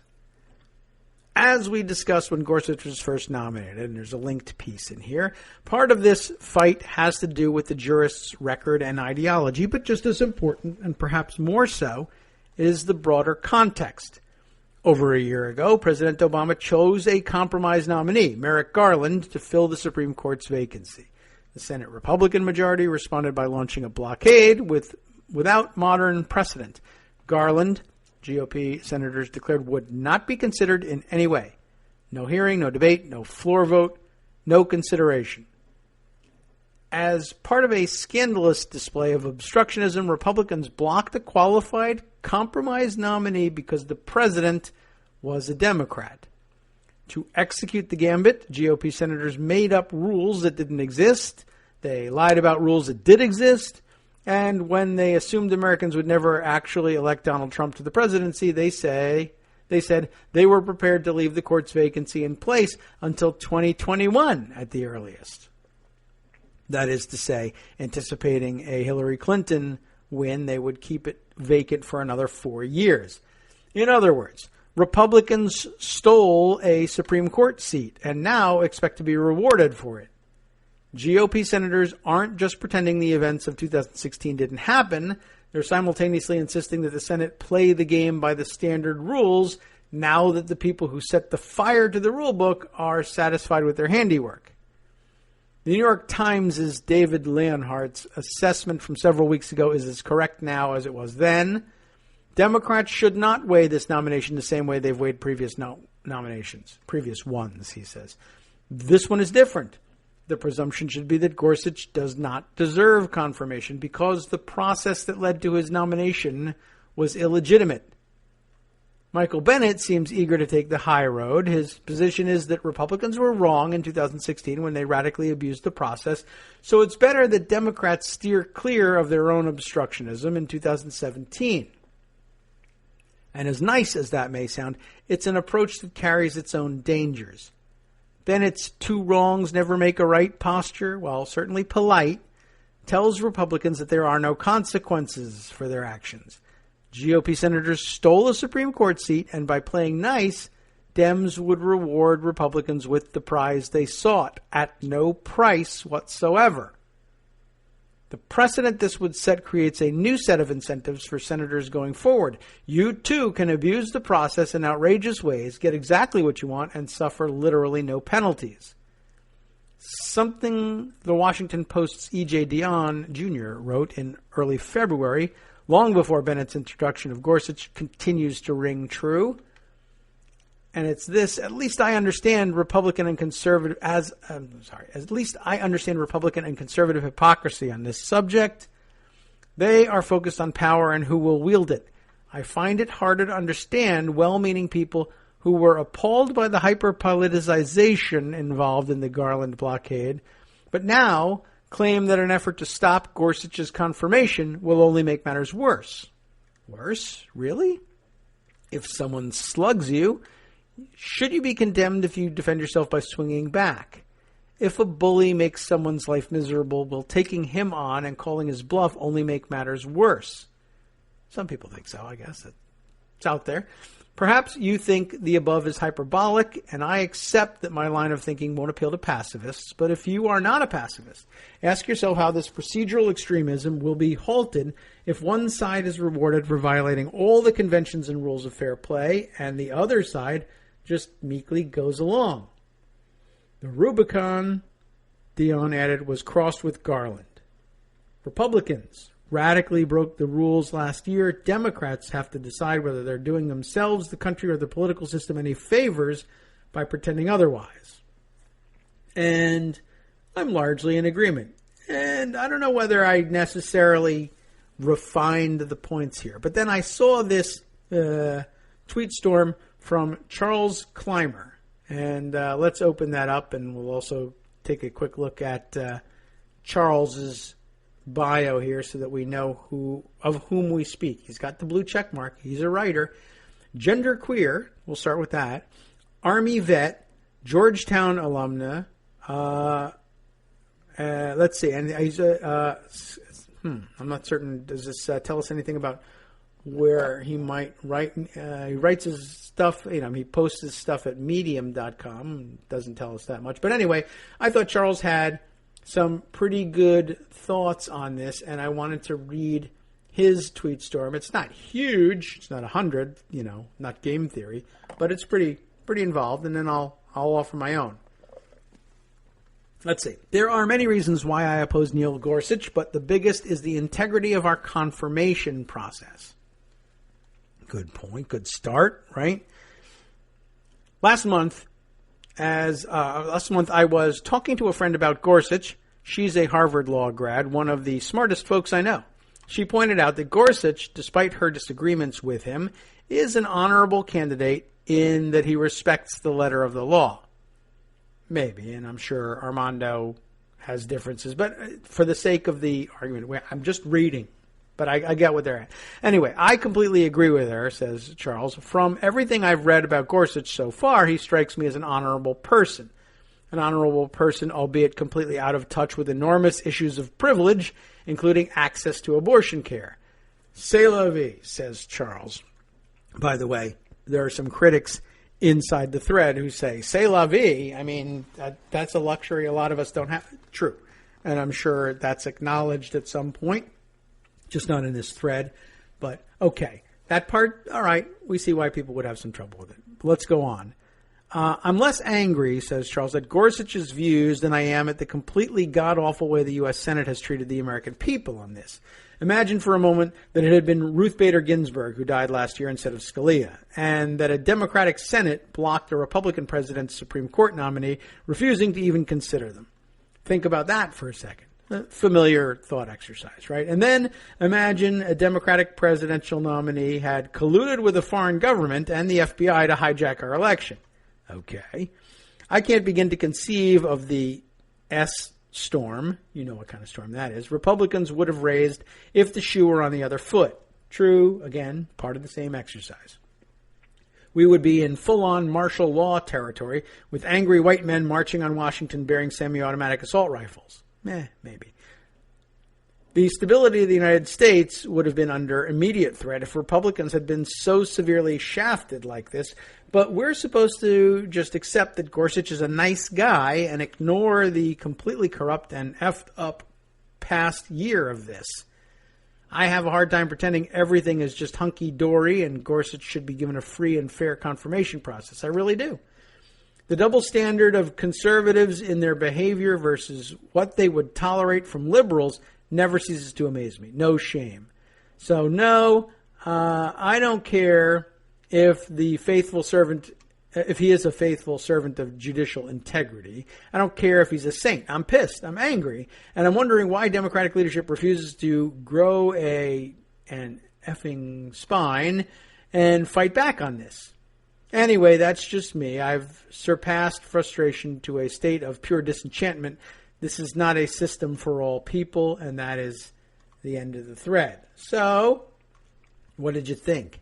I said to myself, and I guess then eventually to everybody else, I am in general agreement with that thread. What the GOP did isn't done. Like, that's just not done. What the Republicans did isn't done in the Senate because it will provoke serious backlash, right? That's the first thing I want to. This reminds me of so many other things. Republicans, what they did, it just had never been done because everybody knew you could get yourself killed in a Senate, like, armed as such, where every senator is a nuclear-tipped missile, as they say. But what if only half of the senators are nuclear-tipped missiles and the other are pacifists, right? If the backlash doesn't materialize, first off, the lesson is simple. Do it again, and do it again, and do it again. Do it again and again until you find the limits, if you ever find them. And if this backlash doesn't materialize, you've also removed a key component of the balance of power that keeps the worst impulses of people in the Senate in check.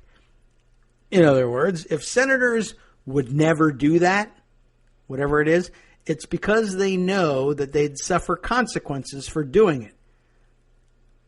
Take away the consequences, you've taken away the norms. That's not done. Well, why? Because it would be crazy. If you do something like that, everything you sponsor would be killed. They would filibuster everything you do. They would remove you from your committees, whatever. If you do it alone, it's one thing. Do it in collusion with an entire majority, well, that might be something you can get away with, but it's not that there won't be consequences, or is it? When Republicans threatened the nuclear option the first time around in 2005, not a lot of people even remember that anymore, but I do. And it was frightening, too, and I was worried about it, and I don't know whether I didn't think it was good for the long-term stability of the Senate. That's true. I mean, and it isn't. It's not. I understand that. I agree with, Rich, where I'm sympathetic with Rich Arenberg is it was not a good idea to begin with. It wasn't a good idea to pull. It was a clever one. I give all kinds of props to the design of the play. It's fantastic. But I understand. It's not a good road to start down. The problem was by 2009, the problem was, although I agreed with Arenberg that it generally was bad for the Senate, I felt it was even worse for the Senate to allow the threat of the nuclear option to be leveraged without response. When the Republicans threatened the nuclear option in 2005, it virtually required that Democrats at some point do the same with their next majority. You have to make the same wrong in order to try, not necessarily, I don't know whether it makes a right, but I know it doesn't make it a right. One wrong. Can two wrongs make a right? It doesn't necessarily follow. But again, here's where it never follows. One wrong. You're never going to make a right out of that. It's impossible. It's definitively impossible. It's a wrong. I'm sorry. Let's add nothing, but somehow it'll make it into a right. Well, I guess it's not that you add nothing. I mean, right, philosophically, well, I'm treating it with kindness, and I think we'll grow a kinder Republican minority in the future. Well, I doubt it.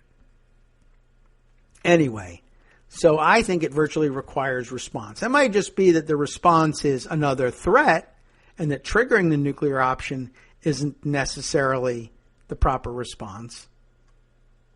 There's an argument to be made.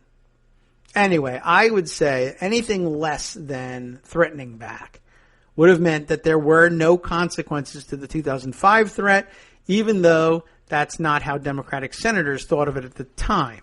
A lot of them who were there in 2005 might have, I don't know. I don't know whether they forgot. I don't know whether they just didn't want to be seen on record as thinking of it this way. But Republicans in 2009, 2010, 2011, 2012, 2013, until the end of 2013 when it was finally triggered, Republicans spent that time saying, and especially towards the end of the process, that triggering the nuclear option for Democrats was, unprecedented. It would be terrible. It would destroy the Senate. It was this, that, and the other thing.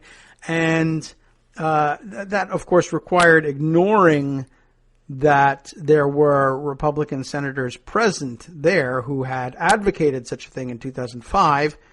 And that's okay. I understand there's a certain level of hypocrisy necessary to conduct this sort of debate. But it also required ignoring the Democrats who were there who said, look, there's going to be consequences. Even the Democrats who participated in the Gang of 14 who said, we'll forbear from using the filibuster on a judicial nomination except in extraordinary circumstances. Well, why the exception for extraordinary circumstances? That's at least a tacit recognition of the likelihood that non-response in an escalation situation simply invites more escalation. Anyway, I viewed the 2010 and forward threat to use the nuclear option not as what's the Latin term that they like to use for that? Sui generis? not as a sui generis invocation of this strange and bizarre new power. I always maintained that it was a power that the senators always had, but rather that it was a response to, and the proper response to, having been threatened with the same in 2005. This story doesn't begin in 2010, 11, 12, 13. It begins in 2005. And if you don't like the fact that you're now being threatened with the nuclear option, you shouldn't have brought it up in 2005. This is the consequence for doing that.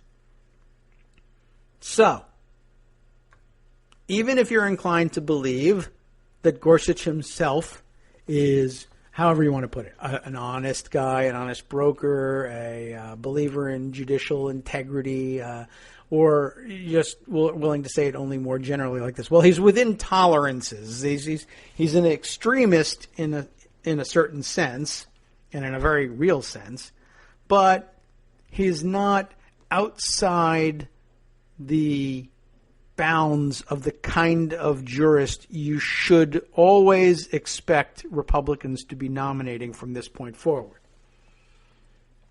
So even if you're inclined to believe that Gorsuch is within those tolerances as a nominee, or if you're inclined to believe that Gorsuch himself personally doesn't deserve to be punished for what Senate Republicans did in 2016, well, too freaking bad. It's not about you, Gorsuch. It's about the Senate. The reality is, sorry, but the Senate is where this stuff gets determined. The Senate is where the nominations are considered, where they are approved or disapproved or filibuster or anything. This is the filter through which we fill vacancies on the federal bench, period. End of story. So, deal with the reality you're given. You go to war with the army you have, right? You go to a nomination with the Senate you have, not some future Senate you may wish to have when everybody sings Kumbaya. What this means is Republican senators should have known full well, and did know full well. They just thought the outcome would be different, and we seem to be proving that they're right. Republican senators should have considered that the fallout of their actions in 2016 in blockading Garland would land on the next nominee and them to some extent, but that to the extent to which it's unfair that Gorsuch suffer these consequences, look to the selfishness of Republicans in the Senate on that. I'm sorry that they fall on you, but these guys are putting them on you. Oh, it's raining on poor Gorsuch. He doesn't deserve this. No, Republicans of 2016 are pissing on your leg and telling you it's raining. There's your Judge Judy reference, Bill. Get better. All right. That's what they neglected to take into consideration or refused to acknowledge when they did this. Republican senators were so careless with this process that has consequences for them, but also for all future Supreme Court nominees, and really any nominee of any kind. But they didn't care about that. They just wanted to get through the 2016 elections. They didn't think Trump was going to win. They figured whatever. I don't know. But they just didn't want to lose this fight. So they said, rather than us losing something, to hell with whatever judicial, whatever nominee with whatever level of judicial integrity comes next. He could be a saint. But it doesn't matter because we will have effed it up for him because we're very selfish people. They would never think that about themselves. But they should, because that's the truth. This is the process, and if you screw with the process like that, there will be consequences, and they won't fall on you, and you know that. So you're happy with that, but then you boo-hoo about the person they do fall on. What are you crying about? You designed this thing to not fall on your head. Now you're unhappy it's falling on somebody else's head? No, you're not. You just know that you need to be seen to pretend to be unhappy. Right? Republican senators are careless with the process, but they don't care that the consequences are going to fall on a Republican nominee or any SCOTUS nominee going forward.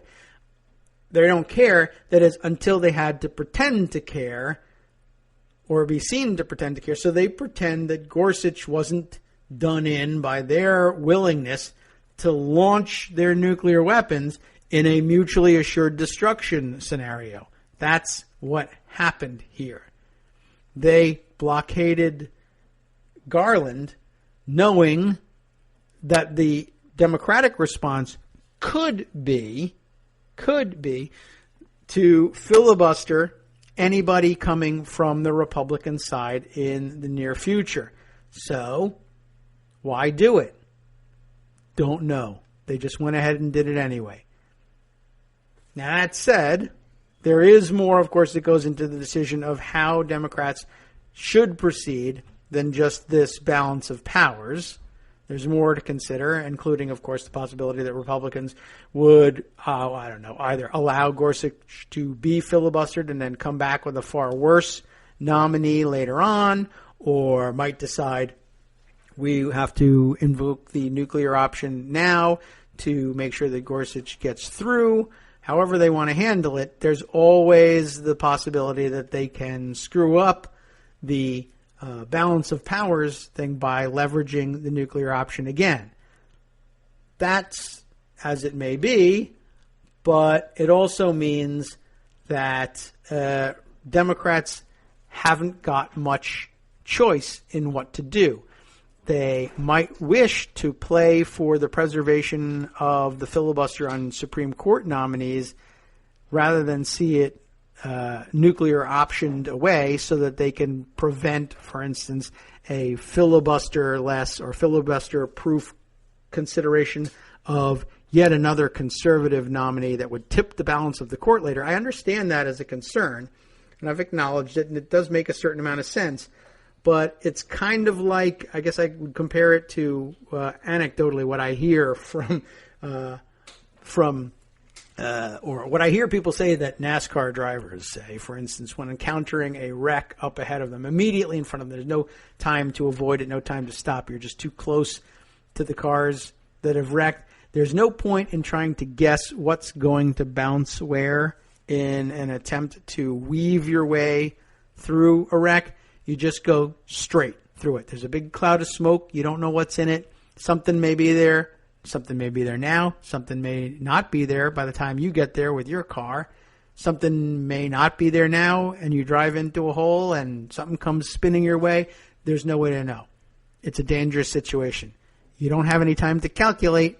You just go straight through. And if you go straight through, likewise, people who are behind you or to the side of you also know that you're going to go straight through. It's like playing blackjack, right? You know that guy, you know the rules. That guy's not going to take that card, and everybody gets mad when you screw everything up. You took that, you got a hit, you hit on that. You ruined my strategy, right? Everybody knows that everybody's going to go straight through. The guys to your left, the guys to your right, go straight through. Don't move from your lane. You'll screw up even more. You're going to cause a crash behind the crash. There's nothing to be done. You can't guess whether or not there's ever going to be a second Trump nominee. You can't guess whether the next nomination, the next vacancy is going to be a Democrat or a Republican appointed justice. You can't guess whether it'll be more or less conservative. You can't guess who's going to be nominated or who's going to be doing the nominating or what the situation is going to be with the balance of power in the Senate when that nomination comes through. Too many moving parts. And too likely that by not responding now in the hopes of preserving the filibuster on the Supreme Court in case there's an even worse nominee to come, runs the risk of finding yourself having let Gorsuch go through in the name of preserving the filibuster, only to have this terrible nominee come along and you're forced off the filibuster square once again because Republicans say, well, if you filibuster this one, we will nuclear option the filibuster for the Supreme Court nominations, and you will lose twice. And what do you say then about Gorsuch? Well, he was within tolerances? Yes. Well, they were going to nuclear filibuster anyway? Yes, also true. You're prescient in that, but you've lost twice nonetheless.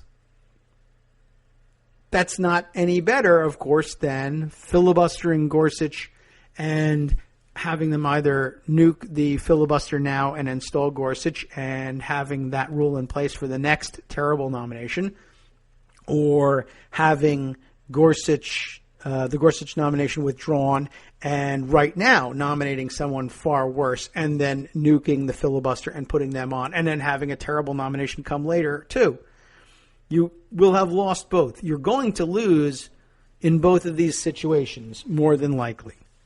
There are varying degrees of what to which you can lose and of what can be lost. But here it's, like I said, like driving through the wreck. Too many moving parts. I can only answer you right now about what I'm going to do right now. What will I do in the future? I don't know. What am I being asked about?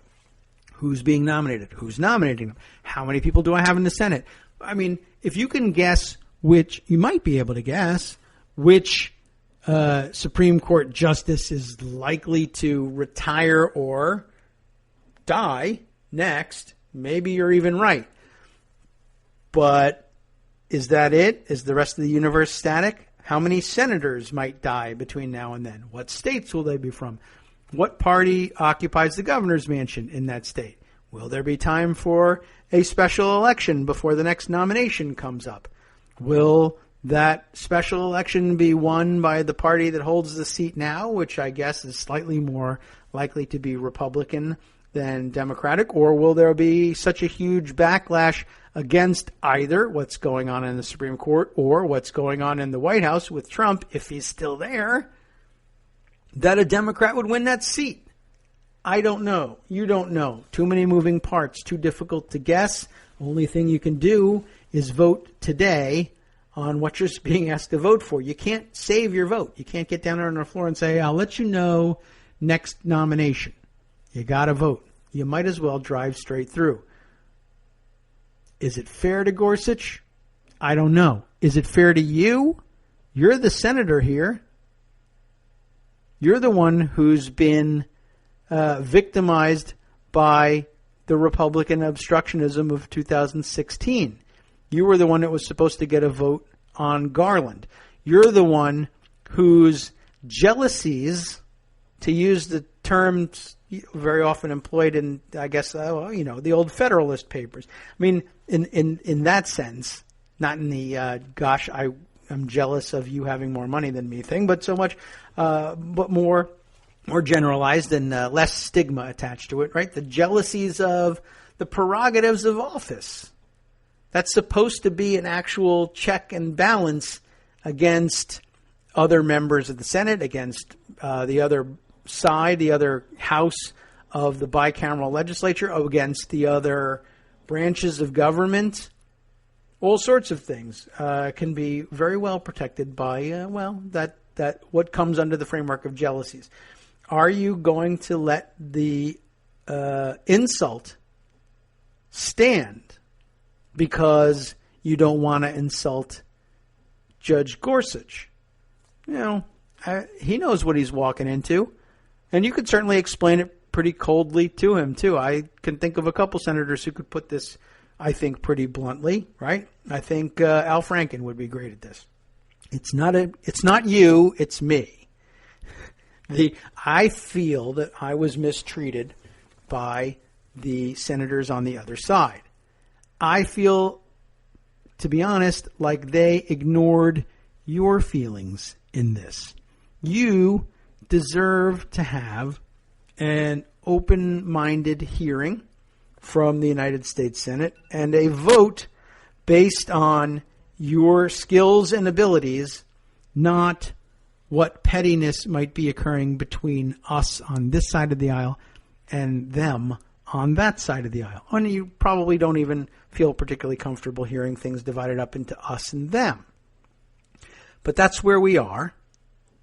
Your nomination will be decided in the Senate, and this one side that supports you did a horrible thing that cannot go unanswered to the other side.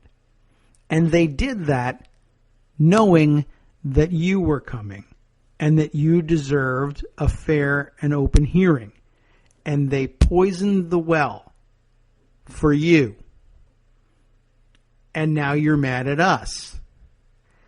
I'm going to have to live with that anger, I guess, because I'm not drinking from that poison well. I guess I don't even care who put the poison in there. I'm not going to drink it. I don't think you should drink it. But you can't turn to us and say it was unfair of you to put that poison in there when we know who did it. Will it result in a win? No, probably not. Can anything else result in a win? No, definitely not. So, as between probably and definitely, I'm going to go with the probably not. It doesn't guarantee a win. It doesn't guarantee anything. It's probably going to be a loss. But I would say we go, take our lumps, and put yourself in position to deliver some lumps back, because otherwise there's just no chance in the world that Republicans would walk away from the next opportunity to do the exact same thing. And they may never walk away from an opportunity to do the next thing. No matter, even if we somehow magically win on this one, they won't be chastened. So, what does that mean? Does it mean you throw your hands up and say there's nothing we can do? I would say not. Does it mean that there's something you can do to teach them a lesson? Maybe not that either. But what I would tell you is there's very little point in looking for that solution that will convince the bully not to bully you again, whether you win or lose here. I don't know. So I would say take the best option you can. You've chosen your path. Drive straight through. Come out the other side. Win or lose. You might get hit on the way through, but there are no good options here. You're just going to have to agree to take your lumps and see what happens. And I know that's not going to be terribly convincing to most Senate Democrats either, and they have their constituencies to consider, no doubt. But I think the longer you can draw this play out, the longer you have to consider the possibility that really, no matter what you do, it doesn't look good. It doesn't look good for the future of comity in the Senate. That is true. It doesn't look good for the future ability of Democrats to prevent Republicans from pulling stunts like this. It's just, unfortunately, something you're going to have to live with. All right. Well, I don't know how else to put it. I guess that's that's the best point I can put on it at this point. All right. So there we have it. This is about all we can fit in today's podcast. I hope that you enjoy what I was able to put together for you, cobbling this together. I guess I could go on. I feel like I could go on forever about the Gorsuch nomination, but I think we got the point across on that one. Let's see. We have the balance of the week, of course. We will have missed our opportunity to talk with Joan this week. I'm so sorry, Joan. Skype is the one thing I just cannot make run on this MacBook Air for some reason. And so we'll have to make good on that and just do twice as good a job next week when the old MacBook Pro is back from repair at Apple. Thank you to the folks at Apple for making that happen. Thanks for your patience and standing by and your forbearance with what will probably sound like a little bit of a sloppy version of a podcast, but I think the gist of it will be understandable. Hopefully this will work. And we'll all be happier than we would have been with an entire week of reruns, and we'll at least get 3 shows out of it. All right. I also can't tell you what's coming up on the after show because it hasn't that hasn't come up yet. It's Tuesday for me, Wednesday at 11 for you. I'm sure it's going to be awesome, and I'm sure it's going to be your best opportunity to catch up with the morning's news that's actually happening today rather than my best guess at what was going to be happening from my perspective on Tuesday. From Daily Kos Radio on netrootsradio.com. You have been listening to the Kagro in the Morning Show with David Waldman. Once again, thanks for standing by on us, and thank you again to those of you who have made additional contributions via our one-time contribution mechanism, Square Cash. We will put that towards a solution that will serve as a backup system so that this kind of interruption never happens again. Thanks so much.